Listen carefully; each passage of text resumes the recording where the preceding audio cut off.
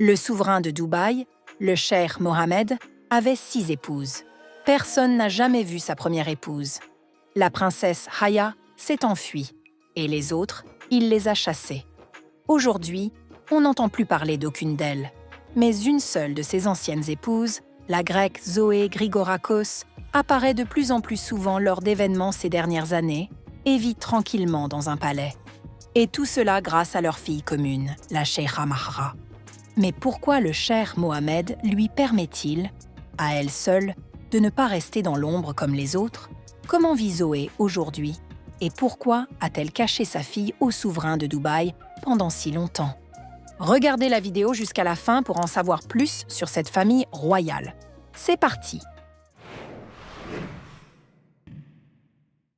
L'histoire de Zoé Grigorakos et du souverain de Dubaï ressemble au scénario d'un film sur un amour secret, un mélange entre le film Pretty Woman et un conte oriental, mais avec une fin inattendue. Elle était une grecque séduisante, lui un cheikh extrêmement riche. Ils se sont rencontrés en Europe au début des années 90 et une histoire d'amour courte mais décisive a commencé entre eux. Mais est-ce vraiment ce genre d'amour dont rêve chaque femme? À cette époque, le cheikh Mohammed était déjà marié. Dans les traditions orientales, un homme n'a pas besoin de divorcer pour commencer une nouvelle relation. Il peut simplement prendre une deuxième épouse, ou une troisième, voire une quatrième. Mais Mohammed n'a pas fait une telle proposition à Zoé et a conclu avec elle un mariage temporaire appelé misyar. Ce type de relation ne viole pas les lois de l'islam. Le mari et la femme peuvent partager le lit conjugal, vivre séparément et ne se rencontrer que de temps en temps. L'homme n'est pas obligé d'entretenir sa femme ni de lui fournir un logement. Mais au moment du contrat, il doit lui verser une dot. En réalité, cette union ne donne presque aucun droit à la femme. Et vous, qu'en pensez-vous? Écrivez dans les commentaires, votre avis nous intéresse. Après un certain temps, Zoé est tombée enceinte. Mais il semble qu'elle n'en ait pas parlé au cheikh. Elle avait probablement peur qu'on lui enlève son enfant et qu'on ne la laisse plus le voir. Ce genre de choses était déjà arrivé avec d'autres enfants du cheikh. Des années plus tard, plusieurs de ses anciennes épouses ont révélé ces terribles secrets. Il semble que Zoé ait fait le bon choix. Elle a donné naissance à une fille qu'elle a appelée Christina. La petite fille a grandi comme une enfant européenne normale. Elle allait à l'école, voyait ses amis, allait à l'église.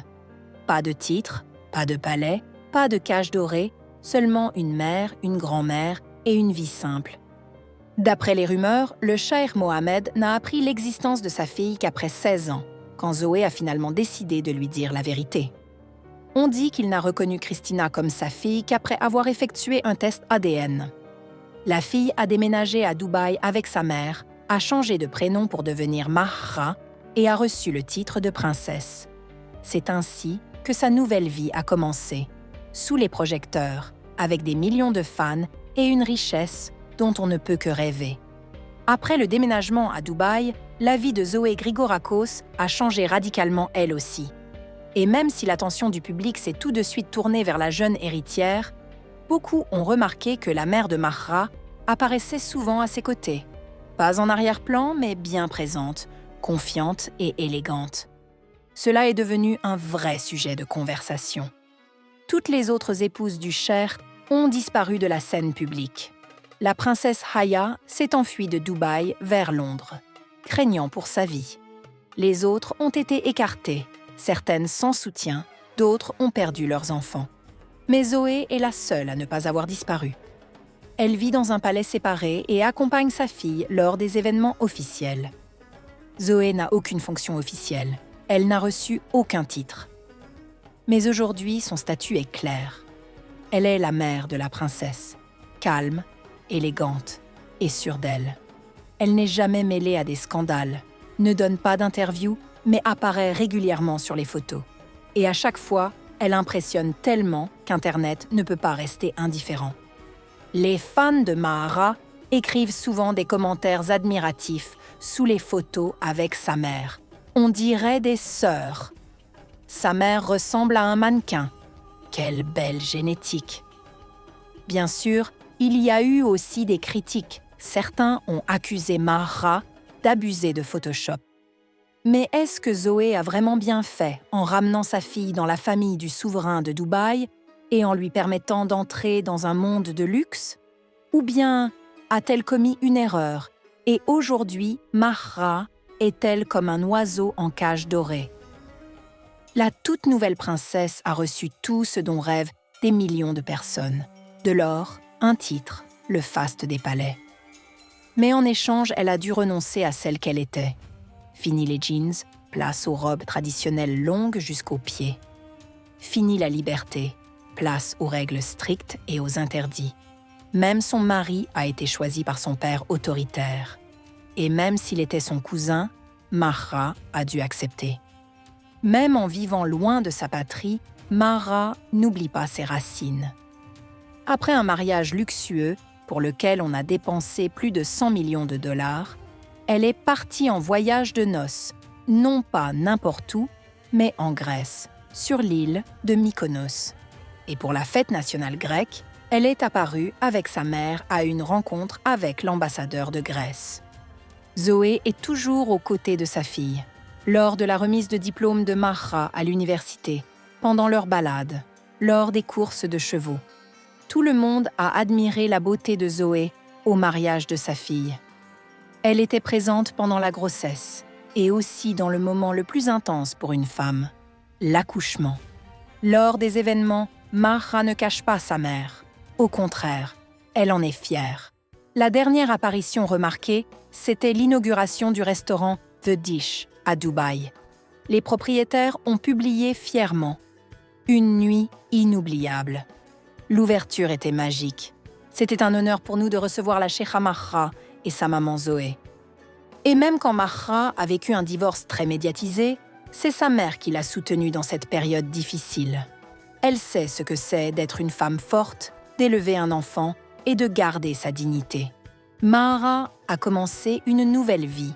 Et dans ce moment de transformation personnelle, elle a fait ce que personne n'attendait. Elle a lancé son propre parfum. La ligne s'appelait « Divorce », un jeu de mots et un message que tout le monde a compris.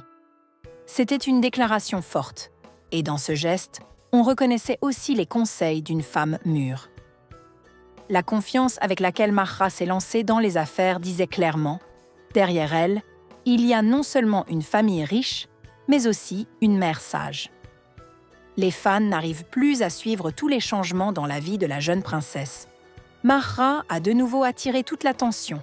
D'abord, elle a changé le nom de son profil Instagram, puis elle a annoncé le lancement d'une ligne de soins pour le corps et les cheveux. Le nom Xtiana faisait sans doute référence à son ancien prénom, Christina. Nouveau nom, nouveau style, nouvelle image. Tout ressemblait à une renaissance.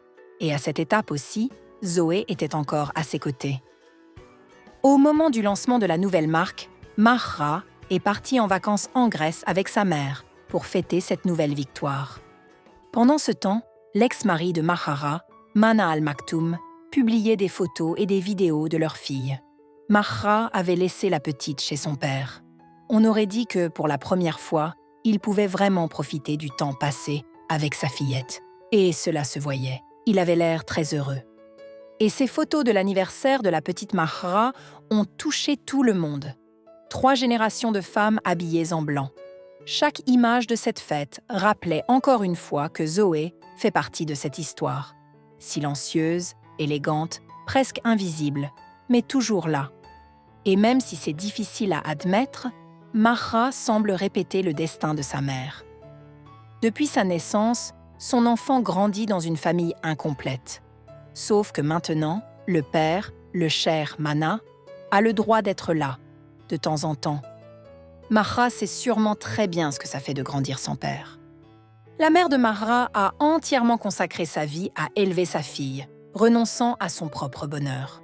Elle ne s'est jamais remariée, mais l'essentiel, c'est que Zoé n'est pas juste une mère.